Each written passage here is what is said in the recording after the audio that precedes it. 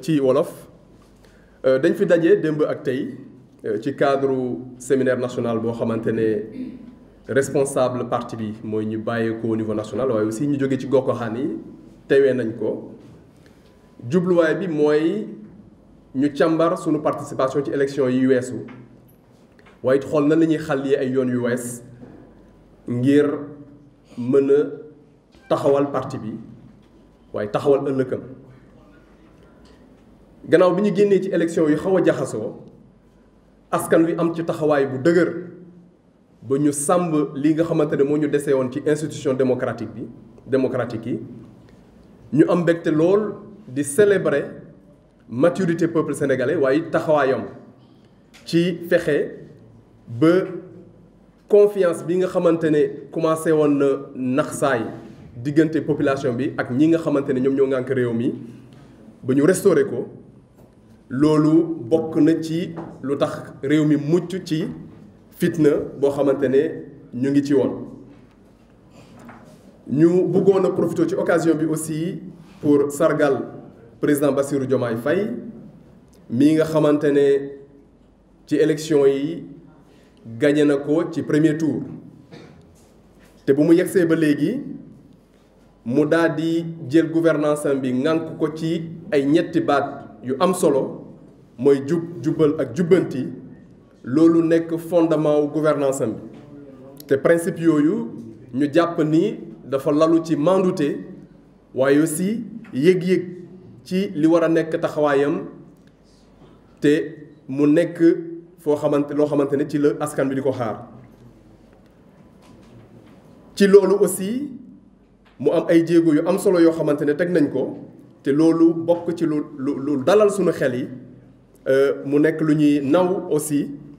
ndaxte ñun bokk nañ ci ñu ko jàppale te tey dañu bëgg a fësal aussi ni ñu ngi ci coalition bi nga xamante ne moom moo nekk ci nguur gi yaakaar des na ndaxte président Bassirou Diomaye bi mu ñëwee ba léegi am na ay jéego yu mu teg ñu di ko ci encouragé moom ak premier ministre am Ousmane Sonko ñu continuer réforme yi nga xamante ne yëkkati nañ ko te ñu jàpp ni réforme yooyu mën na gën a dëgëral sunu démocratie dëgëral état de droit mu nekk aussi ay réformes yoo xamante ne dana gën a sàmm ak yelleefu doomu aadama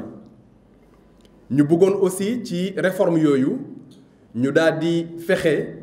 ba lii nga xamante ne moom mooy élection yi ak lépp lu ci aju ñu daal di jël ay jéego yoo xamante ne képp ku bëgg a bokk ci élection yi mën nga ci bokk mais aussi ñu organiser élection yoo xamante ne dana mucc ayib ndaxte démocratie bu dëgër ci loolu lañ ko mën a tabax. ci li aju ci situation internationale bi FDS Les Guelwaar mi nga xamante ne dafa sax ci ay valeurs liberté mais autodétermination des peuples ak seeni libération mu ngi naqarlu lii nga xamante ne moom la ñu teg peuple palestinien ñu di fësal sunu soutien ci xeex bii nga xamante ne ñu ngi koy xeex ngir ñu mën a moom seen bopp ngir ñu mën a am seen autodétermination ñu jàpp ni communauté internationale bi aussi war na mën a continuer effort yi nga xamante ne yëkkati nañ ko ngir ñu mën a dem vers une solution durable mais une solution boo xamante ne dana jël en compte un état palestinien souverain et indépendant boo xamante ne dana dund ci kaaraange mais aussi mu am jàmm ci gannaaw gi nga xamante ne aussi mu ngi am na ay dëkk yu ko wër yoo xamante ne ñu ngi ci jàmm donc di encourager dynamique boobu congrès bi am na résolution bu am solo boo xamante ne jël na ko te mu wéeru ci texte parti bi mais aussi recommandation boo xamante ne congrès bi weesu jël na ko mooy ñi dissoudre instance parti bi au niveau national mais aussi au niveau local décision boobu nag lu am solo la ci jaaru parti bi ndaxte lu muy firndeel rek mooy sunu détermination yeesalaat instance su parti bi ba mu méngoo ak bëgg-bëgg askan wi ak bëgg-bëgg militant yi ñi nga xamante ne lu ñuy xaar mooy vraiment ñu tabax bànqaas boo xamante ne mën na tax ba lépp lii nga xamante ne am nañ ko ci mébét ñu mën koo yen bi ñu daal ñu mën ko. ci loolu ñu jox mandat président Babacar Diop mu dox ay tànk ba li nga xamante ne moom mooy instance yu bees yi mu daal di ko tabaxaat ci ay consultation ci ay délais yu bref ñu jàpp ni bànqaas yu bees yi nga xamante ne moom la ñuy tëgg dafa war a nekk loo xamante ne day boole ñëpp jigéen ñi ndaw yi mais ñi nga xamante ne ñu ngi ci gox-goxaan yi aussi ñu mën ci gis seeni bopp. loolu lu muy firnde rek mooy dañu war a dem ci tabax appareil boo xamante ne dana dab ambition yi nga xamante ne parti bi am na ko mais aussi dana dab taxawaay bi nga xamante ne bëgg na ko am ci réew mi. Nous sommes réunis les 22 et 23 juin à Thiès pour un événement important, le séminaire national de FDS Les Guelwaars. Cette réunion regroupant les responsables nationaux et départementaux de notre parti avait pour but d'évaluer notre participation à l'élection présidentielle de mars 2024 et de définir de nouvelles stratégies pour l'avenir du parti. Dans le sillage de l'élection présidentielle tumultueuse de mars 2024, nous célébrons avec ferveur l'engagement et les sacrifices consentis par le peuple sénégalais pour préserver nos institutions démocratiques. Ces efforts héroïques ont permis de traverser l'une des plus graves crises de confiance de l'histoire de notre pays et qui a failli ébranler les fondements de notre nation. Nous exprimons nos sincères félicitations au président Bassirou Diomaye Diakhar Faye pour sa victoire éclatante au premier tour. Depuis son accession au pouvoir, il a érigé les principes du Djoub, Djoubel et Djoubanti comme fondement de sa gouvernance. Ces principes axés sur l'humilité, la justice sociale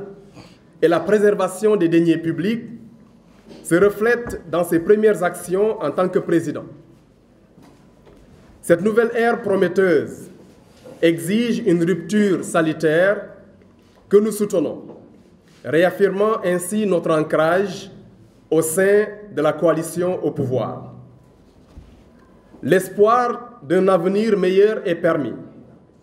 Nous encourageons le président et son Premier ministre Ousmane Sonko à poursuivre avec détermination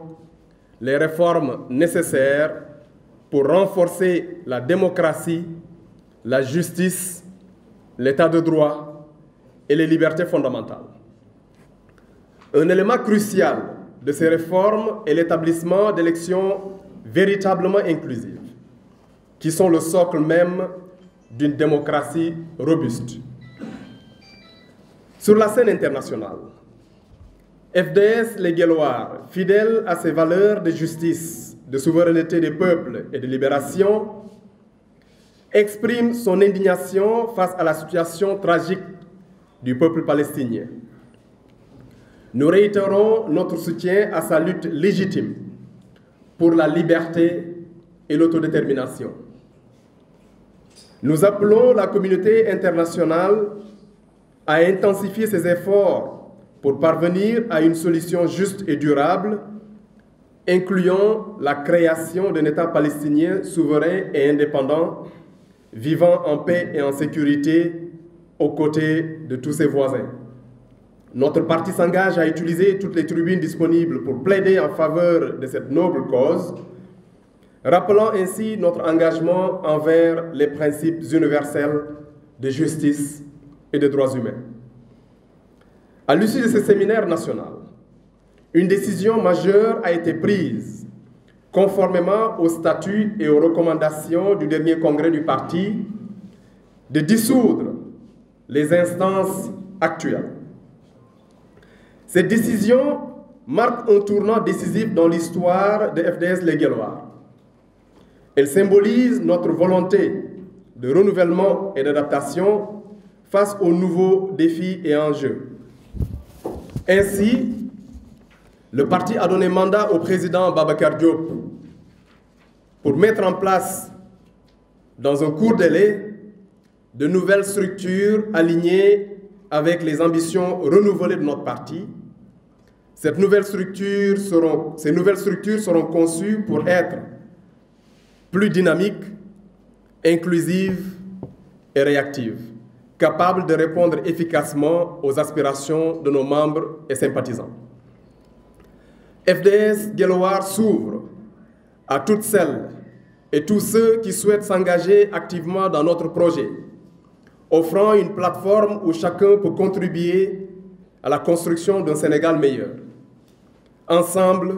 nous bâtirons un avenir plus prospère et plus juste pour notre nation. Le parti magnifie également le travail remarquable de notre leader et maire de la ville de Thiès, qui, en 2 ans et demi, a transformé la ville en un laboratoire d'expérimentation d'un modèle de gouvernance axé sur la bonne gestion et l'innovation dans la fourniture des services publics au bénéfice des populations qui l'ont élu. Vive FDS les Guelwaar,